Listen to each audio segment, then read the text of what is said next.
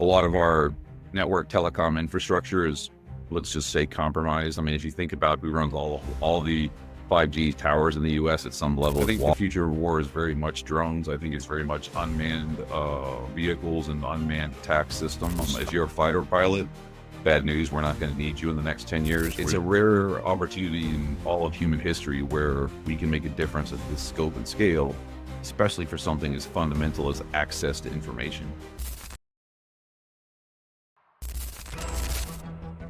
You're listening to the Ransomware Rewind, where we break down the latest cyber threats, data breaches, and security solutions that matter to you and your business. Stay secure. Stay informed. Enjoy the show. Welcome to the Ransomware Rewind podcast. We have Dr. Zero Trust with us here, or Dr. Chase Cunningham. Dr. Chase Cunningham has worked for the government, has been in the armed forces. He's authored several works, including Cyber Warfare, Truth Tactics, Strategies, How Not to Lead, Lessons Every Manager Can Learn. And he has his own podcast, and you can find him at drzerotrust.com. Chase, how are you today? It's almost Friday, so, it's getting closer to the weekend, which would be great because I could use a little, downtime. Nice. Yeah, I'm headed to Cabo tomorrow. So this is my Friday. Nice. Very nice. I'm ready to have a margarita on the beach. Fun. Yeah. What are you going to do over there? Can you tell us about it? I got to go over there and get my family through a bunch of government stuff to make sure everybody's covered under healthcare system, since the government's doing so many changes and whatnot. So it's going to be paper shuffling galore. Yeah. There's a lot going on in the government right now. You go to Capitol Hill on a regular basis? Yeah, I go up there. I participate in a bunch of working groups and talk with a bunch of those folks on the back channel side of things. So, I guess common misconception most people have is you think that congressmen and senators and whoever come up with all this stuff on their own. It's not. It's their staffers, and usually their staffers are working with folks like myself on the back channel. So it's kind of necessary to go into this pretty regularly. And you were talking about Signalgate on your last podcast or YouTube. And I thought we should just jump right into that because I feel like it's topical. It's interesting. It's got cyber security mixed in with politics. I was looking at some of the samples where like JD Vance is saying, if you think we should do it, let's go. I just hate bailing out Europe again. Let's just make sure our messaging is tight here. And of course, their messaging is like being broadcast to everybody. Yeah. So let's just rewind back. Like, what do you want to tell the story on how like the editor-in-chief of the Atlantic got added to this select group chat? Yeah. So we don't have real specifics, but we can kind of make some, educated guesses on how this played out, right? So you've got the editor-in-chief of the Atlantic, who probably talks to these high-level muckety-mucks pretty regular, and they do it through Signal. So these folks were chatting about bombing the Houthis. And, when you're in Signal, you can just see a contact and you'll tap the button and add them to the chat, because that happens all the time. We do it all day long. So one of these gurus just accidentally kind of clicked the button and added in this person, and they didn't even validate who the hell it was. Nobody said, hey, whose number is that? Nobody went like, well, wait a minute, they weren't here in the chat before. We should, pop out of this, go start another chat. At least they just kept going, whatever. We'll just talk about this tactical action plan on Signal and go forward and do those things. So, nothing good. There's 1,000 things that went wrong here in my opinion. Yeah, that's what happens though when you're on a group chat with. I think there was 18 people on it. It's so hard to get a security clearance. Sorry, Joe, but it's so hard to get a security clearance, but yet like the people at the top of the food chain can just open up Signal and randomly send messages. Like to get your job, Chase, you had to go through hell and back again. It's tough. It's crazy too, because when you're at that level, the SecDef has multiple phones. He's got multiple aides. He's got a classified encrypted phone. There's a mobile skiff that goes with him. Like there's zero reason for this other than just being lazy to go off and use Signal for this type of communication. And that's just not an excuse. The other side of it that bothers me too is when you get your clearance, like I was all the way up in special access programs and whatever else, like the drug testing and the profiling and the psychological evals. Elon Musk smoked a giant blunt on Joe Rogan, and he is cleared all the way to talk to the president. Like in my day, I know people currently that are cleared. If you like walk by the drug dog, you might get popped, and then you're in a bad place. So the hypocrisy here is what really bothers me, because this sets a precedent for all of our soldiers, sailors, airmen, Marines, Coast Guardmen, Space Force, whatever the hell we call those people. I mean, everybody that's there, like, it's just, this is bad leadership, and it doesn't set a precedent that we want. And I look today, so far, there's an investigation going on. No one's been punished. If, I was a chief, if I did something that violated a classified security protocol, I'd be gone that afternoon, like that day. But smoke weed on Joe Rogan, you get access to classified databases, share bombing plans with some dude at the Atlantic. Nobody bothers you. Like, it just ain't right. Well, Joe Rogan did win the election for Donald Trump's clearance. Elon won it. Well, yeah, there's like all three of them. But like the reason why I had to ask that is I work on the data center side. And like, say we have something that has to be NIST compliant. We have all these controls that have to be NIST compliant. If it's FedRAMP, FedRAMP's really hard. So when I saw the Signal thing, it's like, what the hell?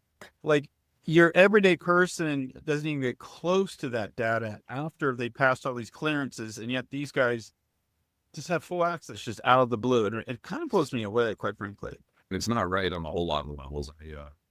I'm big on trying to lead from the example and stuff like that. And I mean, all of us have flaws. Everybody does dumb things, and everybody makes mistakes. But at the very least, just own up to it and say, you know what, we made an error. This was not something that should have occurred. It won't happen again. Move forward. But so far, it's just been like, shit happens. Yeah, I mean, Mike Waltz, who's the one that accidentally added him, he said he takes like full responsibility or whatever. And then Trump was like, oh, this isn't even classified information. But maybe you can explain the difference between like classified, unclassified, but controlled. And then what messaging apps are legal for, unclassified, controlled, whatever this was. So there's a whole bunch of different types of classifications inside of military systems, right? And inside of government systems, you've got, and there's a variety, I couldn't even name them all, but there's unclassified, there's secret, there's classified, there's special access, there's TSSCI, there's read-only programs. Like, there's a whole bunch of these things, and each one has its own different protocols and requirements for how that information is used and shared. And it's a gobbledygook mixture of a whole bunch of things. But the point is, when you get access to that information, like Mike was saying, you sign copious documents that say that you're aware of the requirements for access to that information. And you also sign legal documents that tell you if you violate those protocols. In some cases, it's an prison sentence because that information is so sensitive. Now, technically, nothing in the Signal Gate thing was classified because these people were talking about this stuff on an unclassified channel. So for things to be classified legally, and I'm not a lawyer, but I'm just giving you my C lawyer version here. But if you put it in, like, if I talk to someone on the red phone at NSA, that's classified information because it's over the red phone at NSA. Now, if I pick up the phone at NSA and I call my wife and I start talking about what I just talked about on the red phone, that's a big time no-no. We violated leaked classified information. So there's lots of nuances to how this stuff works. You even like human people and stuff when I was deployed and whatever, it's just because you're talking about it, it's high risk, high profile, important information, doesn't mean it's classified until it's been, quote, classified. Now, that's the legal sort of get out of jail free card that's playing itself out on this thing. I was wondering about that. Technically, they didn't leak classified information, so they're not wrong. And also, technically, They didn't leak war plans because none of this was a war plan. It was what we would consider a tactical action plan, which is a singular engagement. A war plan is, how are we going to invade Russia? Makes sense. And then I had a question for you too, Chase, because this is something that went through my mind. Are you concerned about people using social engineering to get into classified information? Because looking at that, it seems like it'd be really easy just to get in, because they didn't even check who the hell's this guy. It seems to be really easy to just social engineer your way into some really important information. Yeah, I mean, nowadays, the way that we can work with deep fakes and a lot of these technologies, I wrote about this in my cyber warfare book years ago, like kind of, predicting that this was going to be a thing. I mean, it's very difficult in the digital space now to know that someone is who they say they are. And especially when you're talking about covert or clandestine or close hold type of information, you typically don't do like video calls with somebody about classified stuff. Like, there are ways to do that, but it's more involved, engaged process. Whereas this is, hey, let's get a bunch of jokers on Signal and talk about bombing the shit out of a bunch of Houthis. But Signal as a software itself is pretty safe, right? Like it's For your average person, you just got a good encryption algorithm. Like, I use Signal, I think it's fine. It's a good solution as overall. Like, there's nothing that would give me heartburn about somebody using Signal for communicating, even to the level of some type of classified information. However, there's just a big time no that should have occurred here, in my opinion. But who am I? I'm nobody. So Only guy that has to support Well, it, make it work. I don't think you're nobody. You're on the Ransomware Rewind podcast, for one thing. I mean, we don't just let anybody on this show. Only nerds. But from what I understand, that Signal is end-to-end encryption, but it does not account for user error or the devices on each end being compromised. So yeah, I mean, you can't. There's no way that exists currently in technology to validate that stuff. And you like the saying goes, you can't ever fix stupid, right? Like, it just is what it is. And the FBI recently put out something saying that we should be using apps like WhatsApp and Signal and end-to-end encryption because our text messages are being read by the Chinese or It's other a little bit bad more. actors. Yeah, it's a little more nuanced. A lot of our network telecom infrastructure is, let's just say, compromised. I mean, if you think about who runs all the 5G towers in the U.S. at some level, it's Huawei, right? Huawei is not in Nebraska. I mean, Huawei is a Chinese company. So the likelihood that your information is being siphoned off and used somewhere else is pretty realistic. For the majority of people, if you're talking about, when you're going to go meet Nana at dinner, like, who cares? But if you're talking about anything that's important to you or could be, sharing bank information or whatever else, I would suggest you use something like Signal or WhatsApp or something along those lines, just because it adds another level of obfuscation and security that could be valuable to you. And let me get this right too, just to confirm for me. If you both have Apple and you're using Apple Messenger, then that's end-to-end encrypted too, as long as both of you have an iPhone. From what I understand, I'm not a full messaging expert. From what I understand, they do end-to-end encryption, and it goes all the way to the device because they're both Apple and they can control that. But, does that mean that there's not some backdoor in there somewhere, some way? Who knows? But, the nature of any technology is someone can reverse engineer it. Yeah, absolutely. And I think, have you looked into some of this government backdoors for these messaging apps? I know, like, Apple's having a spat with the UK right now, whether they should have a backdoor or not. Like, what are the implications? Why should or shouldn't messaging apps or platforms give access to governments? Well, I have to be very careful here because of some of my work in theoretical conversation. The reality of what's going on is that for bad guys, encrypted applications are a very good thing, right? If you're a terrorist and you want to blow some stuff up, you want to communicate on an encrypted channel so that it's less likely good guys can hear and listen and whatever else.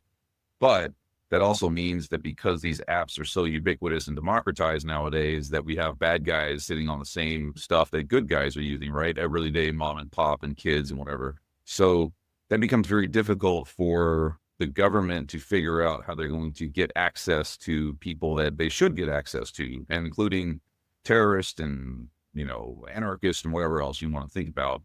So how do they do that? Well, they can't do it by breaking the encryption, because that would cause big time issues on a whole lot of levels. And it's a different way of going at. The only way that they could have what you would want them to have, which would be legally enforceable collection capabilities, would be to have some way of enforcing a collection capability inside of the back-end infrastructure. And that's something that's happened. It happened in World War II. It happened in Vietnam. It happened in Korea as far as collection and use of that type of information. Snowden put a bunch of stuff out about, whatever. But it's kind of a necessary evil, in my opinion, just because, and there's a risk there, sure, but I would rather, if it takes the government looking at me texting my wife and they can save somebody's life because terrorists weren't able to deploy a bomb, by all means, go ahead. So, and I also remind people all the time too, your credit card company and Facebook know more about you than the CIA or NSA ever will. Oh yeah, definitely. Right. But I would caution that this is all assuming that our government is the good guys and that they want what's best for us. That is entirely true and accurate. So depending on who's in charge, the government could use these tools against us or against their political opponents. But in China, mainly, if you look at what goes on in mainland China, they have the systems that they use there to track and correlate and arrest people and whatever else. So it's not beyond the pale of imagination that type of thing could occur in any country, depending on what the government says it does. It's a very real concern for sure. Well, I lured you onto our podcast by saying that you could talk about your book. I want to make sure that we have a chance to do that. Tell us about your book. What's the name of it and what's it about? Yeah. So, we got 2 books I actually came out with in the same month. I don't know why I do this to myself, but the most recent one on the novel side was a book called Variable, which is part of an anthology series, kind of like cyber thriller, that's about an artificial intelligence system that kind of goes bonkers. It's the folks probably hear like, oh, we've heard that in the movies wherever before. The difference is my book includes things like naval special warfare, NSA, drug cartels, artificial intelligence. It's way more deep than just a crazy AI bot doing weird stuff. And it's all very technically possible because it was written by a computer scientist. And then the other book that I just published recently is, I actually did about 6-7 years worth of analysis on companies that get breached in their stock values. And I put together a method that you could use for looking at publicly available breach information and basically make money on the investing side because those companies' stock values come back after a breach. And are these available on Amazon? Yeah, they're on Amazon. One's called Variable, one's called By the Breach. Got it. Okay. Do you have any of them near you? You could show in the screen. Actually, I've got. Hang on. I think I have a brand new. I haven't even got the hard copies yet for the By the Breach, but that's very Oh, old. nice. Nice. Very cool. Yeah, I'm pretty stoked on that one because I watched that whole Netflix 0 Days thing and laughed my ass off at that. So I figured my book was better than that thing. Was there anything that inspired this book, or came from, what your past or your work with the military? Number one was I didn't think anybody had written a book about this kind of topic that had the technical chops to actually be like, realistic. Like usually, I don't know if everyone ever saw that movie Blackout with Chris Hemsworth, but the good guy's code is in green and the bad guy's code is in red, stuff like that. Yeah, come on. So I wrote this book to be way more technically accurate in how the AI works and the modeling and all that stuff. And then the other thing too is all the all the main characters in my books are actually women. And I wrote that specifically because I have daughters. And I also don't think a lot of people realize how many awesome women there are in the military and special force related type work that don't get credit. So I kind of wrote this to maybe shine a little bit of a light on those folks doing that stellar work that nobody knows about. Nice. Did you No, model so some now- of the characters after your daughters? So I've modeled some of the characters on who I hope my daughters grow up to be. Okay, Love it. nice. I don't know if is there any, like, obviously none of the characters are, like real people, but who are the main character? What kind of, is it like a Jack Reacher type, or is it like a Sarah Connor type? Tell us about the main character. Yeah, so the main characters, I would say there's two main characters. There's one who's the heroine. Her name's Violet, and she's kind of a farm girl, but she's also a badass with firearms and kind of Jack Reacher-ish, not like giant, huge person, but just capable. And then there's the bad guy, which is a chick named Magdalena, and she's from Puerto Rico, and she's super violent and super smart and super dangerous. So yeah. I'm intrigued. Nice. I gotta read it. Maybe what's her name? The Amgi. Maybe she could play her. Who would you want to play your main characters if they made a movie about your book? Salma Hayek as the bad person, because she would fit that role pretty well. And then the other one, as far as the good guy side, gosh, what is that lady's name who does? Not Charlize Theron, but she's Girl from in. Snow White. Gosh, what's her name? She was in the Harry Potter stuff. The Hermione was her name. Okay. I'm gonna Google that shit. I think she can get her going. I think she. It was Emma Watson. Yeah, I like Emma Watson. I think Emma Stone too. Cool. That's really exciting. So how do you make money on your other book? How do you make money by watching breaches? Well, yeah. So the statistical data tells us that there's this. It's actually kind of scary how accurate it is. But basically, a company that gets breached, they have a legal requirement now to file an 8K with the SEC, which is a form they have to file. They have 96 hours to file it when they've been notified of a breach.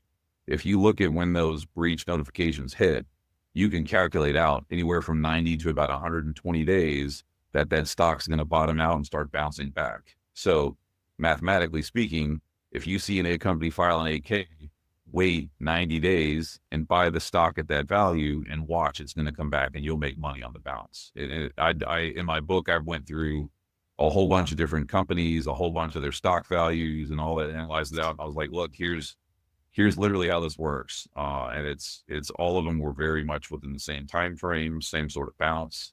I even put in the beginning of it, like, if you put $1,000 in and did nothing but this would be your return over time. And it's pretty nice chunk of change. But this is not an investment. Yeah. No, I am not licensed. I'm not Series 7, nothing. I'm just somebody who looks at numbers and figures out data trends. What case studies did you look at? Did you look at Okta?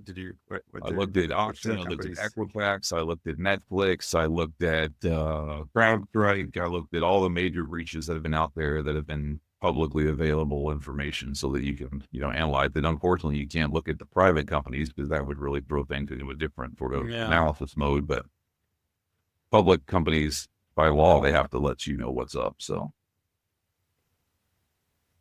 And Joe, what are your thoughts on that? Because your job's to sell cyber insurance.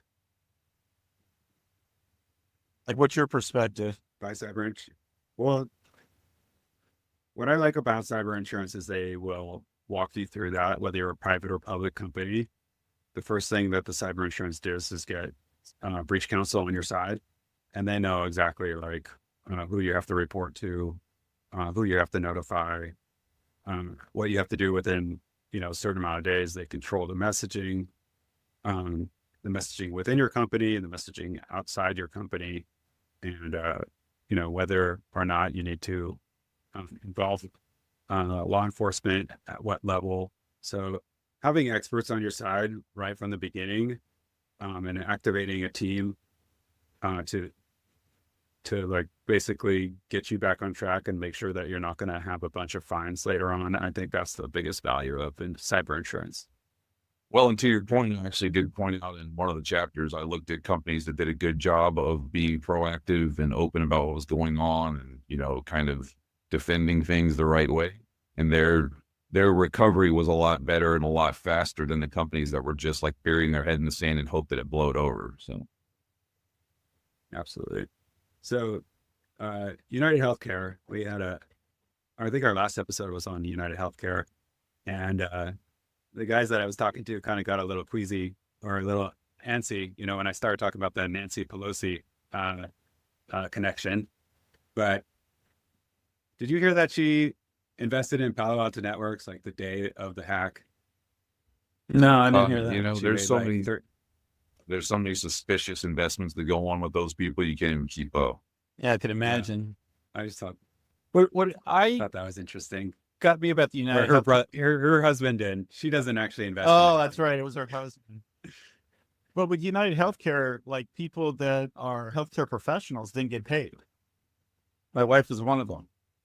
It's like, hey, you have this breach. I can't get paid until they get this resolved. Because they had all the data, which is really scary. And then like when I talk to a lot of companies, I'll say, hey, do you have an MDR set up? What does your SOC look like? And I'm like, yeah, that's annoying. But it's important. They should have it. So you write books, sometimes 2 at a time. You consult for the government. What else does Dr. Zero Trust do? Like how can people find you, and what services can they hire you for? I mean, I do a lot of consulting work on cyber. I also do a lot of pro bono work with organizations that need security. Like I've helped old people's homes set up secure networks and things like that, because I legitimately believe in my core that it's a fundamental human right to be able to operate securely in a digital world. So where I can help, I do. And then I've worked with a whole bunch of different companies on a variety of things, from cybersecurity and go-to-market to ghostwriting to advisory work. So, I mean, if it's cyber related, I've got my dirty little fingers in the pot somewhere. Have you worked on any projects as an incident responder?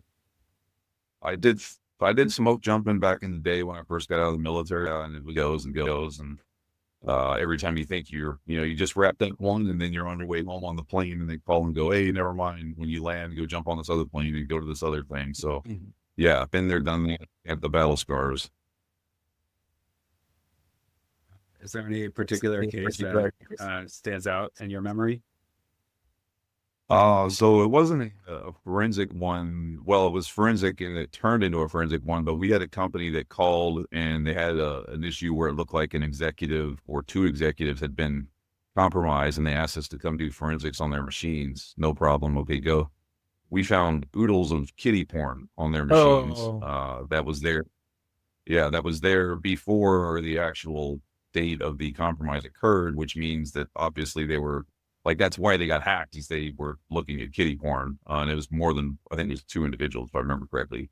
So, then we have to go through the rigmarole of talking to the police and the feds and all the other stuff. And it got really uncomfortable really quick.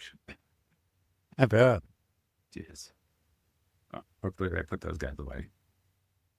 Yeah, they went to, they went to a place where I'm sure they were treated not well. Or Maybe appropriately. El Salvador. They went to the new prison in El Salvador. With cholo t-shirts. It'd be a party right as they walk in the door. Yeah, that would have made it to the water fountain there. No. What do you think? I always ask this question: Star Trek or Terminator 2? What's our future going to look like? I think what's really interesting to me is that I think as this growth of AI and all, I know this stuff's AI, it's all machine learning with AI branding on it, but whatever. I think that it's going to create two sides of the coin. One side is going to be the people that can use this stuff and understand how to leverage it and can apply the values are going to see massive benefit from it. The other side of the coin is the folks that don't have access to this stuff and don't know how to use it and don't understand what it can do for them in the course of their daily lives are going to lose massively. So my concern is that the gap grows exponentially between the haves and the have-nots, just because of this new invention and this new capability. I do think it's going to do some great things for us on the realm of medical care and a variety of other things, but we're still a ways away from seeing, how that really plays out. I think robotics is also super interesting as well. We're staring down the barrel of a very interesting future. And it's Moore's law on crack. Like, it's not that you're growing 2x, you're growing 10, 20, 30x. Do you think the future of war is drones and like AI enabled robots? I think the future of war is very much drones. I think it's very much unmanned vehicles and unmanned attack systems. If you're a fighter pilot, bad news, we're not going to need you in the next 10 years. We're just going to send thousands of drones out and have them do their thing. So, yeah, I think we're seeing a sea change in how we, if you look at Ukraine and Russia, just basically up level that with, the largest budget on planet Earth, and that's what's coming for the DoD over the course of the next 2 decades. Mm. What are people missing with AI and robots? Like, what are you seeing that nobody's talking about? The stuff that is most interesting to me is the ability to power these things is becoming more and more controlled and more minimized. So like the days of the Boston Dynamics robot running around doing cool stuff, but it had a backpack on, you don't even see that now, especially some of the stuff coming out of China, some of the new things out of Boston Dynamics and others. I mean, it's all locally self-contained. These machines are able to run themselves for, a pretty good bit of time, not days, but a few hours, and do crazy stuff. So like that is where we're starting to move towards. And it's the power, or the only things holding us back in all these cool technologies like robotics and quantum. They're not the computer science side of it. It's the physics of powering these things and then making them operate. Like quantum, we've cracked quantum. That's literally what's happened. Like we've figured out how to do quantum. The issue we have is cooling. How do you run those machines at a temperature cool enough to actually not burn them out so that you can get the value out of a quantum process? We're not there yet. The cooling side, I mean, we're talking about degrees Kelvin cold. We're not there yet in that side. So until we figure out how to crack those physics problems, these other things are going to be kind of incrementally advancing. Maybe like photonics or glass chips and different materials that we haven't even started printing, computer chips on yet. Will be the solution there. What do you think, Mike, as a with the data center background? How would you think they would cool something like that? I wouldn't know, because I would think that you would like picture like a nuclear power plant to power everything. And then how do you cool a nuclear power plant? And that could probably answer that question. And you would need a nuclear power plant with quantum computing in order for the thing to work. It's just in my mind. I mean, what I don't understand about quantum computing is how can a 0 and 1 be a 0 and 1 at the same time? The whole thing is just way above my head. But that's how I picture it, because it would be the same premise. You're fighting physics. And you can't break the Well, law. and that's why you're seeing quantum computing to us. Dr. Chase. That's where you see things like in Microsoft just started taking sort of data centers for quantum and literally sinking them in the ocean because it's cold enough that they can run it.